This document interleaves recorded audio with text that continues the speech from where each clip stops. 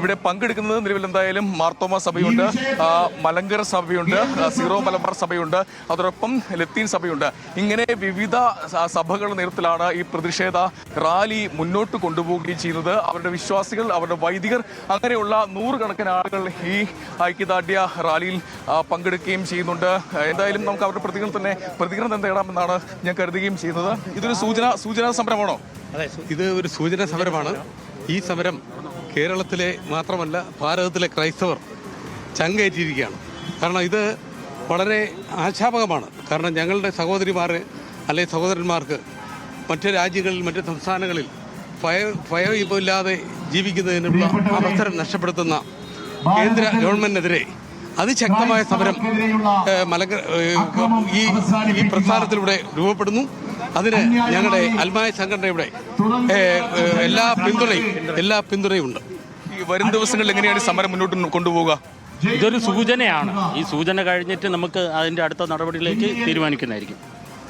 അതുതന്നെയാണ് ഇവർ പറയുന്നത്. ഇതൊരു സൂചനാ സമരമാണ്. വരും ദിവസങ്ങളിലും ഈ സമരം അതിശക്തമായി, പ്രതിഷേധ പരിപാടികൾ അതിശക്തമായി മുന്നോട്ട് കൊണ്ടുപോകാൻ തന്നെയാണ് വിവിധ ക്രൈസ്തവ സംഘടനകളുടെ തീരുമാനമുള്ളത്, അൽമായ സംഘടനകളുടെ തീരുമാനമുള്ളത്. അതെന്തായാലും തുടരും എന്ന് തന്നെയാണ് ഇപ്പോൾ പ്രതികരിച്ച ആളുകളും, അത് വിവിധ സഭകളിൽ നിന്നുള്ള ആളുകളുണ്ട്, അവരുടെ പ്രതികരണവും അങ്ങനെ തന്നെയാണ്.